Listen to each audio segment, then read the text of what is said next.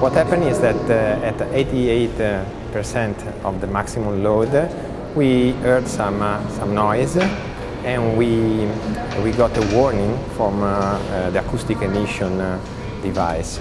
We decided to stop the test and to pass to the next one, because there were areas that we could better understand in the next test plan.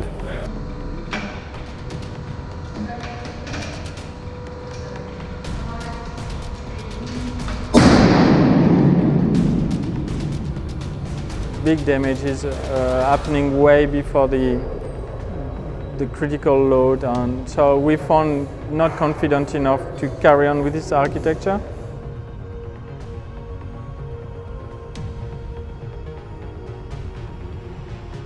The load, the stresses, we already knew since the beginning that this design was so critical component.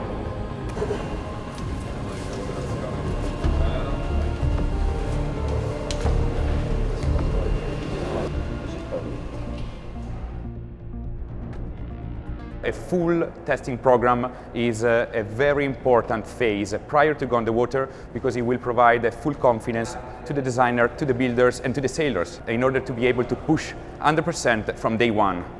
After the first generation of the One design, we have gone through a full review. So we have changed the way we are building it. We have changed the way we analyze it in order for the designers and the builders to make sure that we accomplish successfully this milestone.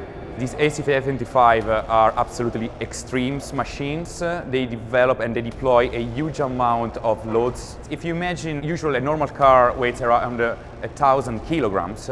Here we are testing this board with the equivalent of 20 cars, so we have 20,000 kilograms applied to the connection of this arm, and this arm is attached inside the boat in a space that is just 600 millimeters, so 0.6 of a meter. In 0.6 of a meter, this arm needs to react and withstand the equivalent load of 20 cars.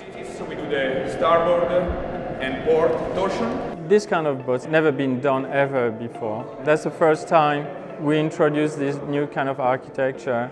We want to make sure it works. It's not very often that you get the opportunity to test something to this level, have this amount of information available, but there's also the uncertainty of you're putting something into a test rig that's never been tested before, and you never know what can go wrong. 3 tons, 4 tons. It has to be light in order to take off on foil early enough in light wind.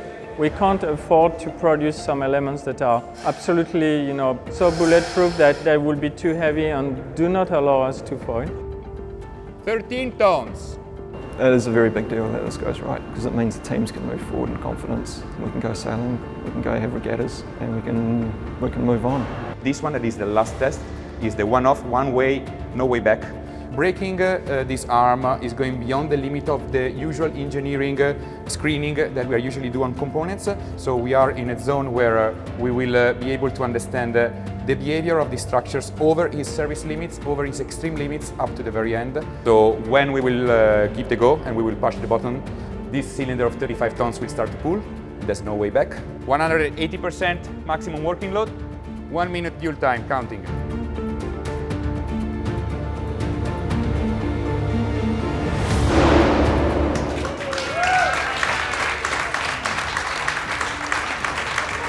We start to have some micro-cracking happening on the way up, but way over the 2.1 times that was the expected minimum braking. We need to still go through the surface of fracture, but it's a typical bending compression tension. And so the bottom line is, we're good to go now? We're good to go. Yeah, we got an arm. Yeah, looking forward to see the AC-75 on the water now.